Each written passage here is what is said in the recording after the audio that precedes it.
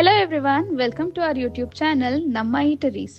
ಇವತ್ತಿನ ಸ್ಪೆಷಲ್ ಏನಂದ್ರೆ herb rice with creamy corn broccoli sauce.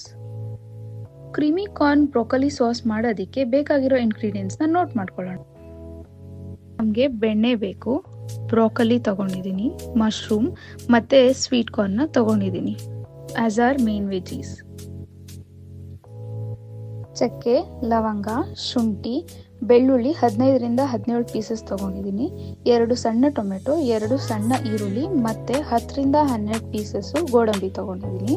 Red chilli powder 1 table spoon, pepper powder 1/2 spoon, jeera powder 1 spoon, turmeric powder ಅರಿಶಿನ 1/2 spoon, ಉಪ್ಪು ರುಚಿಗೆ ತಕ್ಕಷ್ಟು, ಧನಿಯಾ 1 table spoon, ಸ್ವಲ್ಪ ಕಸೂರಿ ಮೇಥಿ 2ರಿಂದ 3 ಚಮಚ ಆಗುವಷ್ಟು ಫ್ರೆಶ್ ಕ್ರೀಮ್. ನಾವು ಬ್ರೋಕೊಲಿ ಮತ್ತೆ ಕಾರ್ನ್ ನ ಒಂದು 5 to 10 ಮಿನಿಟ್ಸ್ ಸ್ಟೀಮ್ ಮಾಡಿಕೊಂಡು ಕುಕ್ ಮಾಡ್ಕೊಬೇಕು.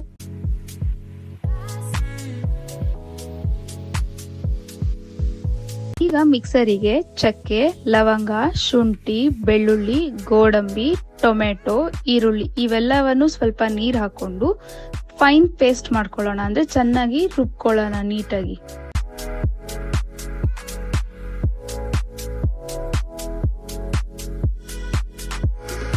ಒಂದು ಪ್ಯಾನ್ಗೆ 1 ಟೇಬಲ್ ಸ್ಪೂನ್ ಬೆಣ್ಣೆ ಹಾಕೊಂಡು ಮಶ್ರೂಮ್ ನ ಫ್ರೈ ಮಾಡ್ಕೊಂತಿದ್ದೀನಿ.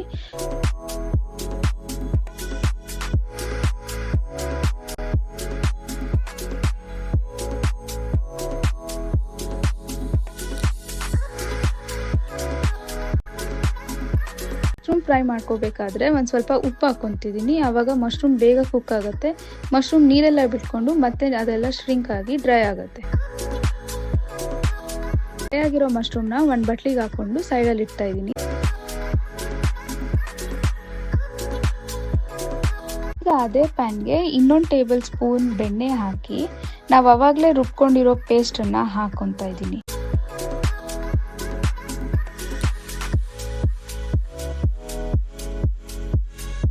ಈಗ ಇದು ತಳ ಹಿಡಿದಿರೋ ತರ ನೀಟಾಗಿ ಸಾರ್ಟ್ ಮಾಡ್ಕೊಂತ ಇರಿ.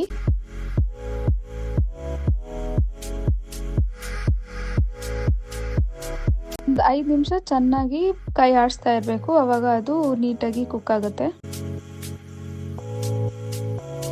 ಸ್ವಲ್ಪ ಅರಿಶಿನ, ರುಚಿಗೆ ತಕ್ಕಷ್ಟು ಉಪ್ಪು, ಧನಿಯಾ ಪುಡಿ, red chilli powder, jeera powder ಇದೆಲ್ಲ ಹಾಕೊಂಡು ನೀಟಾಗಿ ಮಿಕ್ಸ್ ಮಾಡ್ಕೊಳ್ಳೋಣ.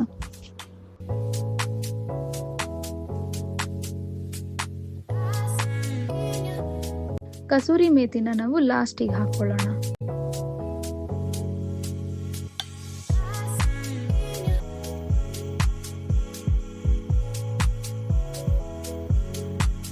ಗ್ರೇವಿ ಹಸಿ ವಾಸನೆ ಹೋಗಿ ಗಟ್ಟಿ ಆಗ್ತಿದೆ ಅಂದಾಗ ಸ್ವಲ್ಪ ನೀರು ಹಾಕೊಂಡು ಮತ್ತೆ ಥಿಕ್ ಕನ್ಸಿಸ್ಟೆನ್ಸಿ ಬರೋವರೆಗೂ ಬೇಯಿಸಬೇಕು.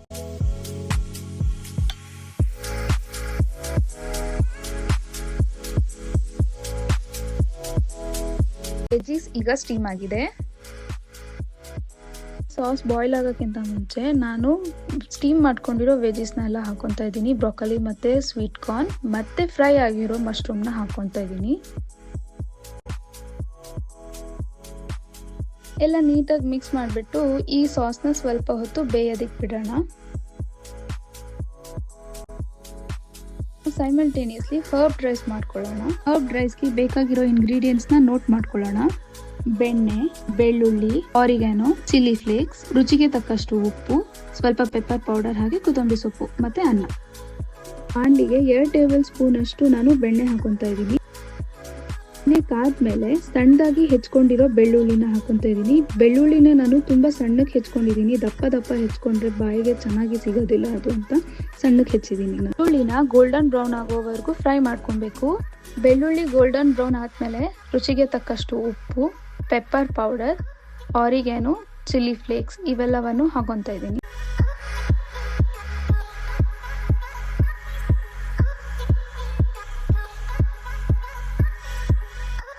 ಅದಕ್ಕೆ ರೈಸ್ ಹಾಕೊಳ್ಳೋಣ. ರೈಸು ತುಂಬಾ ಕುಕ್ ಆಗಿರೋದು ಬೇಡ, ಫ್ರೈಡ್ ರೈಸಿಗೆ ಬೇಕಾಗಿರೋ ತರ ನಾವು ರೈಸ್ನ ಕುಕ್ ಮಾಡ್ಕೊಳ್ಳೋಣ 70 to 80% ಮಾತ್ರನೇ.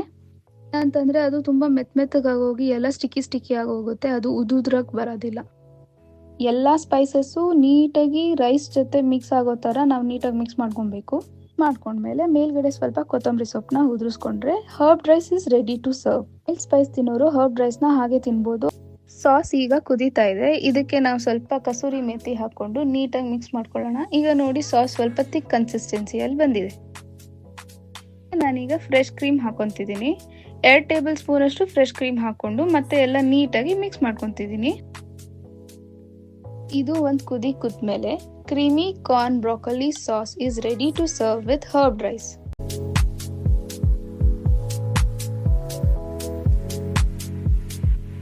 ನಮ್ಮ ಈ ರೆಸಿಪಿ ವಿಡಿಯೋ ನಿಮ್ಗೆ ಇಷ್ಟ ಆದಲ್ಲಿ please do like and subscribe to our YouTube channel. Thanks for watching.